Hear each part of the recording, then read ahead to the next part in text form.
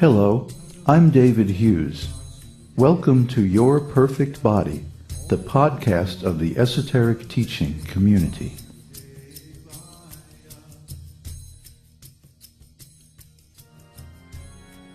Today's selection is an essay entitled The Gate of Liberation, Part 2.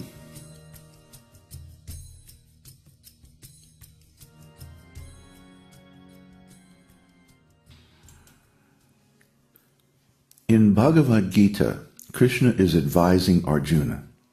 Arjuna accepts his advice and addresses Krishna as Acyuta, the Infallible One. Krishna is Acyuta, infallible, because he never falls down. Cyuta means those who are fallen in the material world. They are Cyuta, fallible, because they have failed to avoid the trap of material existence. We are fallen in the material world, therefore we have accepted this material body. And because we have accepted the material body, we are afflicted by so many undesirable material qualities. Iccha dvesa samutena dvandva mohena bharata sarva bhutani sammoham sarge yanti parantapa. O scion of Bharata, O conqueror of the foe, all living entities are born into delusion, bewildered by dualities arisen from desire and hate.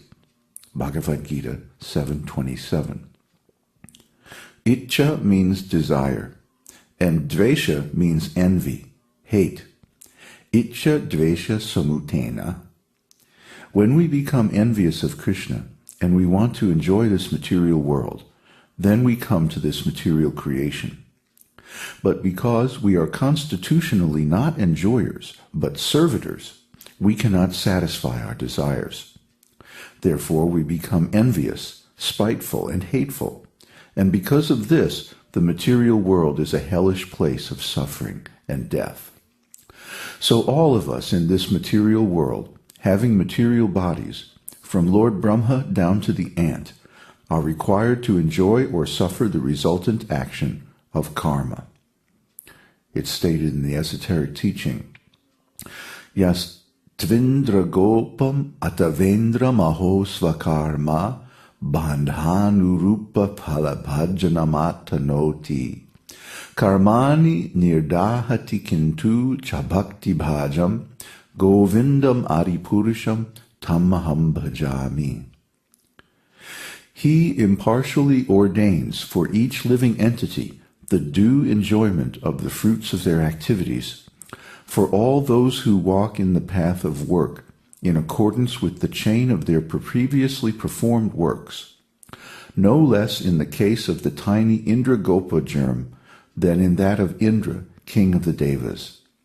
I therefore adore the primeval Lord Govinda, who burns to the roots all the karma of those who are imbued with devotion for him. Brahma Samhita 5:54. There is a germ called in Sanskrit Indra Gopa. It is a microbe so small that you cannot see it with the naked eye. This microbe is called Indra, and there is another Indra, the king of heaven. So the Brahma Samhita says, Yas tu Indra Gopa. Beginning from this Indra Gopa germ up to the king of heaven, everyone is subjected to enjoy or suffer the resultant action of his karma.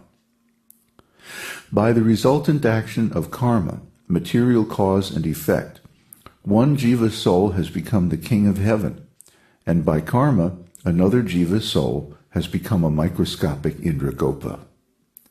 This is material existence. There are 8,400,000 species or types of material bodies, and we are wandering through the different planets in many different forms. This is the material world, samsara. And in the material world, whatever form we may have, we have got attachment and identification with that body. Therefore, we are under the impression that I am this body. That is the material conception of life, or the material ontology. So, in the beginning of Bhagavad-gita, Arjuna was apparently overwhelmed by material consciousness. In the battlefield, he identified himself as the body. He thought that he belonged to the Kuru dynasty, and all his family and relatives were there to fight. On one side, his brothers, and on the other side, his cousins, nephews, grandfather, and guru.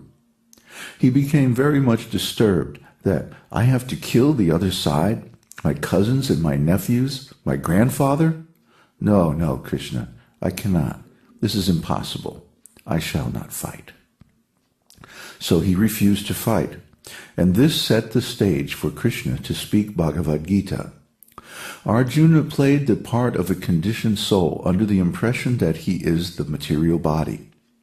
That is animal life, material consciousness. In the esoteric teaching it is said, Yasyatma buddhi kunape tridhatuke svadihi kalatradishu bhauma idjadhi Yatirta buddhi shalile nakarhichij janeshvabigneshu saeva gokaraha. A human being who identifies this body made of three elements with his self, who considers the byproducts of the body to be his kinsmen, who considers the land of birth worshipable, and who goes to the place of pilgrimage simply to take a bath rather than meet men of transcendental knowledge there, is considered like an ass or a cow. Srimad Bhagavatam 10.84.13. Anyone who is identifying himself with this body, which is made of tri dhatu, according to Ayurveda, there are three dhatus or physical elements of the body, kapha, pitta, and vayu, or mucus, bile, and air. As people who identified with this are called gokara, cows and asses. And people who travel to religious places of pilgrimage because one can get transcendental knowledge there. So if one travels to a place of pilgrimage to bathe in the sacred river and perform rituals, but has no interest to associate with persons who are expert in transcendental knowledge, then he is simply a fool, wasting his time. So Arjuna played the part of a Goghara, an ordinary person, a fool who is identifying the material body as the self. Therefore, he required instruction from Krishna. This is the setup in the first chapter of Bhagavad-gita. Now the second chapter opens with Sanjaya Uvacha. Sanjaya is speaking to Dhritarashtra, the father of Duryodhana, the cousin of Arjuna, who has stolen the Vedic empire from its rightful heirs, the Pandava brothers. Sanjaya is seeing the battlefield within his heart by spiritual television, telepathy.